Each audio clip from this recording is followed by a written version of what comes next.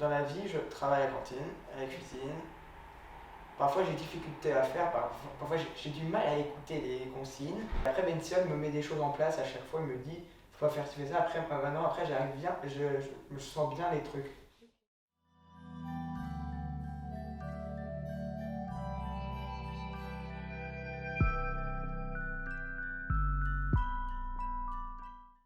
J'ai 18 ans, je suis majeur, je suis étudiant à la cantine, à la cuisine à Montmagny et à Épinay. Depuis 2014, je suis arrivé à l'association J'apprends. Une amie de ma mère, elle m'a parlé de cette école, que c'est une belle école, c'est une école que apprends là parce que moi parce que moi j'avais eu des petites difficultés, tu voyais, et je parlais pas beaucoup. Et maintenant, je parle beaucoup, mieux en mieux grâce à l'association que J'apprends. Donc Betito Emmanuel, fonction chez maman de David. Et voilà. Alors David a été diagnostiqué avec un trouble du comportement. Enfin, tout d'abord, c'était des troubles cognitifs. Et après, ils sont venus s'ajouter des troubles du comportement. Ils ont également parlé de traits autistiques ou de spectre autistique. Voilà, parce que David avait une très bonne communication, même si au début il ne parlait pas, en tout cas au contact visuel. Et donc c'est pour ça qu'ils ont dit que, voilà, qu'il n'y avait pas pour eux, il n'était pas autiste, mais qu'il y avait des traits autistiques, le spectre autistique. Voilà. Mais bon, après, les thérapies sont les mêmes que pour des enfants autistes. Alors, je m'appelle Chirelle, j'ai 18 ans et je suis en première année de médecine. Mon frère, il a atteint de troubles autistiques. Être atteint de l'autisme, c'est ne pas savoir forcément exprimer ses sentiments, ne pas savoir se contrôler. En fait, c'est mon grand frère et j'ai toujours grandi avec lui et on a toujours été dans la même maison, on a toujours été ensemble. Je me suis jamais rendu vraiment compte que, ah oui, mon frère il est autiste, ça veut dire j'ai grandi comme ça, j'ai grandi avec lui, ça m'a jamais... je me suis jamais dit, ah oui, en fait c'est comme ça. Enfin, c'est un peu normal pour moi. Alors, je m'appelle Aaron Betito, j'ai 11 ans, je suis en 6e. Dès que j'ai commencé à bien comprendre les choses, ma mère m'a expliqué et après j'ai compris.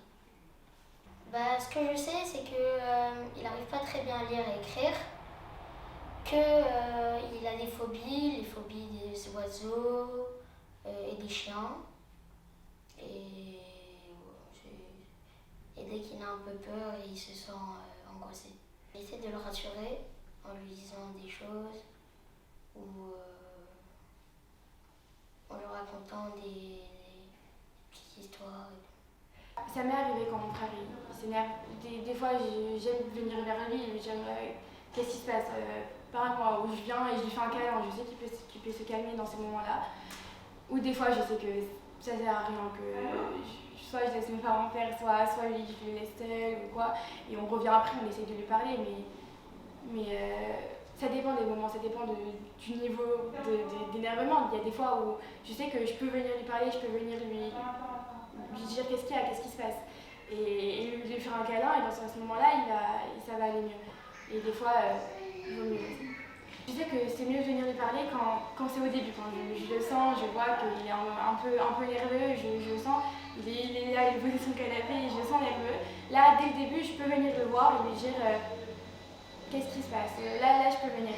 Mais quand là, il est vraiment très énervé, il bouge partout, et que ça devient un peu, son énervement devient un peu trop gros, je préfère laisser. Ça a été dur parce qu'en fait, jusqu'à 3 ans, on a un enfant qui n'a aucun problème. Il a marché à un âge tout à fait normal. Il a même mangé à la cuillère beaucoup plus tôt que ses frères. Et voilà quoi, donc en fait c'est un coup de massue parce qu'on s'y attend pas du tout. Et puis surtout que les médecins au début ils disent on ne sait pas comment ça va évoluer. Peut-être qu'il y aura un très léger retard ou peut-être un retard très... Parce qu'en fait là-dessus ils sont incapables de se prononcer. La seule chose qu'ils peuvent dire c'est il faut absolument le stimuler un maximum pour éviter que l'écart, que le retard se creuse avec les autres enfants, quoi. Ça a changé énormément de choses. J'ai arrêté de travailler. Je travaillais avec mon mari, j'ai arrêté de travailler parce qu'en fait, on avait un emploi du temps de ministre avec David. C'était 4-5 rendez-vous par semaine. Voilà, ça a été difficile aussi quand j'ai été enceinte d'Aaron parce que pour faire les rendez-vous et tout, c'était un petit peu compliqué. J'ai été alitée, donc il a fallu trouver des gens. On s'organisait avec la famille pour qu'il continue ses rendez-vous parce qu'il fallait surtout pas arrêter. Voilà, il faut faire tout en fonction des rendez-vous. Et il y avait même des rendez-vous des fois qui étaient le soir, donc il fallait que je trouve quelqu'un pour regarder son frère. Bon, enfin voilà, c'est une organisation. Il fallait mettre en place tout un planning. Et c'était très dur parce que les rendez-vous des praticiens sont. Enfin, les plannings sont pris et il faut attendre des fois des mois pour avoir un rendez-vous qui coïncide avec notre emploi du temps, avec l'emploi du temps de l'enfant, parce qu'il ne faut pas que ça soit trop tard dans la journée pour qu'il puisse travailler. Donc, enfin, c'était vraiment. C'était pas facile, quoi. La MDPH verse quelque chose, mais bon, c'est très peu par rapport à tous les rendez-vous qu'on avait, parce que pour beaucoup de praticiens, à part l'orthophonie, c'est pas pris en charge. La psychomotricité, la psychothérapeute, ils faisaient de l'ostéopathie pour tout ce qui était détente, relaxation, et tout ça, c'est pas pris en charge. Maintenant, l'ostéopathie est pris en charge à 30% par la mutuelle, mais le reste, non. Mon frère, il est drôle, ça veut dire on a beaucoup enlevé l'enfant, et je me souviens de voyages en voiture qu'on faisait, on était en famille, on faisait des voyages en voiture, je crois on allait au zoo, et il nous a fait rire tous les voyages, on était tous morts de rire en même temps, et c'était Ben, le clown dans la voiture, genre il nous a fait grave rire. Donc c'était un moment. Il y a eu des moments difficiles, c'est sûr, parce que voilà, c'est pas toujours facile, mais je sais qu'il essaie le plus possible de se contrôler des fois, mais non, des fois il commence à s'énerver, il y a des cris à la maison, il y a des choses comme ça, et du coup, ça fait. Il y a toujours des petits moments comme ça qui sont un peu compliqués, mais. Des fois, il dit des choses à des gens qui pensent pas vraiment que ça va les blesser et en fait, il se lâche. Une fois, il a vu des churros dans un stand et il a dit à la copine de ma mère ouais, est-ce que tu sais faire des churros? Et elle a dit non, et David, il a dit de toute façon, tu sais rien faire. Alors pour son petit frère, ça a été parce que comme il est venu après, donc il a appris à gérer, voilà. Pour le grand frère, ça a été plus difficile parce que comme nous, il s'est un petit peu pris le truc en pleine face, quoi. Et ça a été plus dur pour lui à gérer, je pense. Et puis surtout que après, des fois, il était obligé de venir avec moi au rendez-vous quand c'était les vacances scolaires, qu'il n'avait pas spécialement envie, mais des fois, j'avais personne pour le garder. Et que bon, pour un enfant, ils ont 2 ans et demi d'écart, c'est pas forcément ce qu'on a envie de faire, d'attendre dans une salle d'attente. Et puis il était obligé aussi de supporter des fois les crises de David, voilà. Et ça a été beaucoup plus dur pour son frère aîné. Même encore aujourd'hui, je pense que c'est pas évident.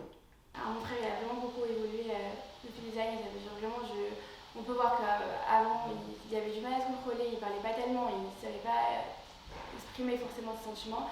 Et aujourd'hui c'est toujours un peu le cas, mais il a vraiment évolué. Ça veut dire, je sais que des fois il vient et il dit, il nous a déjà dit là je suis énervée, par exemple il va changer de chant parce que pour se calmer, pour se contrôler. Il y a des moments où vraiment il a évolué. Ça veut dire, avant il savait pas se contrôler, maintenant il sait se contrôler, il sait se calmer, il essaye, on voit qu'il est un peu énervé, il va essayer de se calmer, il va essayer de partir, d'aller dans d'autres chambres seul pour se calmer. Donc ça c'est nouveau, ça n'a pas toujours été comme ça. Il parle beaucoup mieux qu'avant, c'est sûr. On avait vraiment du mal à le comprendre, on prenait du temps pour parler avec lui, il parle beaucoup mieux qu'avant, c'est sûr.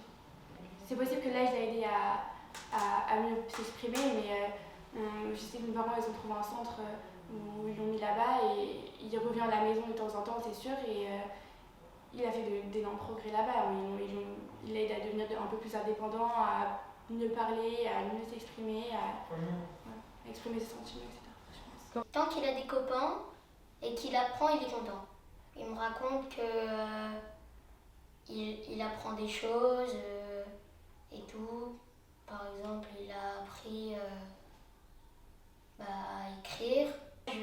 Moi, je pense qu'il est heureux. Je vais vous raconter une histoire parce qu'elle m'a vraiment marqué. C'était pendant le confinement. Moi, j'étais hyper content et David, il était hyper triste et tout. Et moi, je me demandais, mais pourquoi pourquoi il était comme ça et tout, mais maintenant je comprends parce qu'il a des bons éducateurs, ses copains et tout. Alors en fait, David était en CLIS, en école publique, et ça s'est arrêté à l'âge de 11 ans, et j'étais un petit peu perdue après, surtout que l'école voulait me diriger vers un IME, et avec mon mari, on était opposés, parce qu'en fait, on voulait qu'il soit avec d'autres enfants, pas que avec des enfants qui étaient en difficulté. Et dans l'IME, c'était pas le cas. Et on savait que David, lui, il aimait discuter avec les autres enfants, être mélangé, et voilà.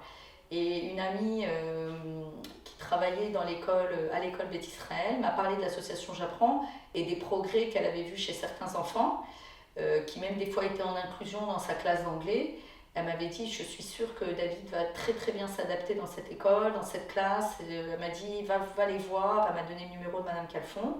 On a pris rendez-vous et tout de suite on a eu un très bon contact, notamment la première personne qu'on a rencontrée, c'était Dvora, je crois, qui a fait passer des tests à David, et ça s'est très bien passé. Et donc voilà, il est là-bas depuis 7 ans, et en fait je crois qu'il ne veut plus en sortir. Si une personne a été touchée par le handicap dans son entourage, je pense vraiment que le mieux c'est d'être compréhensif au maximum. Ça veut dire, c'est vrai qu'on ne comprend pas toujours les réactions d'un enfant handicapé, pourquoi il fait ça, mais c'est même lui, je sais pas si c'est pourquoi il fait ça. Donc être compréhensif au maximum, c'est le plus important, de se dire bon, c'est pas de sa faute. Étant donné que cette association ne reçoit aucune aide de la part de l'État, malheureusement il n'y a que les dons qui peuvent aider cette association, et il faut la faire connaître, parce que c'est vrai que David n'arrivait pas à lire, ils ont réussi, maintenant il lit, et il fait plein d'autres choses qu'il ne faisait pas avant. Donc en fait, ils ont des éducateurs compétents, des méthodes, notamment la méthode Feuerstein, qui marche très bien avec les enfants. Il faut faire connaître cette association parce que ça peut aider beaucoup de familles, à faire progresser les enfants, et en aidant aussi financièrement avec des dons, même des fois des petits dons, ça aide. Des petits dons avec plusieurs personnes, ça peut faire des gros dons. Donc voilà.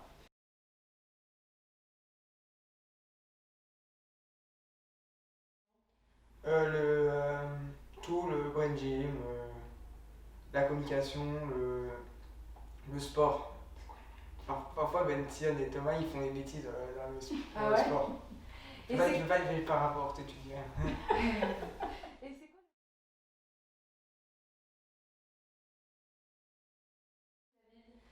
On fait comme ça, tac, tac, tac. Ça fait, parce que les vêtements, les voulements, c'est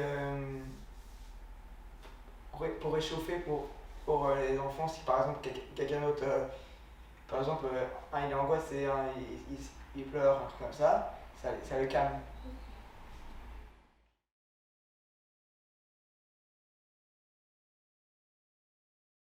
David Aoud, mon chanteur préféré, et ils m'ont fait courir. Moi j'étais hyper surpris, ils m'ont fait une surprise, j'attendais pas. Et voilà. Et aussi j'avais aussi une autre surprise aussi. Un éducateur, il a mis un artiste, il connaissait un artiste, Art Attack, je sais pas, tu connais.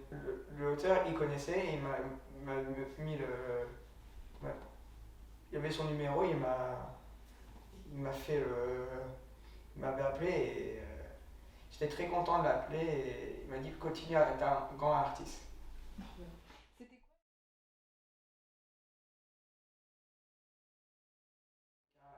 Il y avait un caméraman dans la classe? Oui, il a caché David Aoud pour voir. Et j'attendais pas. Et aussi. Et après, quand il m'a. Quand il m'a dit attends, quand j'ai vu Michael Zafran, le manager, j'ai dit pourquoi il est là? Je lui ai demandé pourquoi il est là. Et après, dès que j'ai fait un chapeau avec un guitare, tout ça, c'est David Aoud. J'ai sauté dans les bras, tout ça. Et après, à peine j'ai chanté avec lui, j'ai fait les Radodi. Et j'ai beaucoup aimé cette chanson. Depuis, maintenant, je vais dans ses concerts à lui, et c'est plus. C'est très. Je suis très content d'aller là-bas. Trop bien.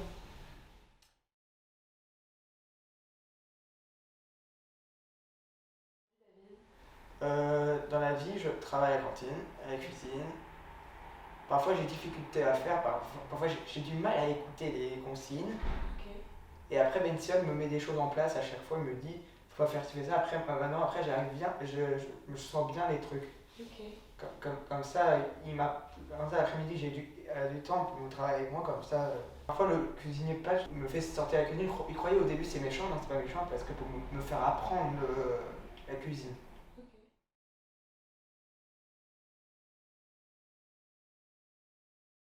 Venez à tout le monde en dehors, par exemple des gens de Neuilly ou des gens de Levallois. Comme ça, si vous voulez venir à Bétistrel, rue Henri Vallon, Épinay-sur-Seine, je vous invite à aller dans cette école, regardez et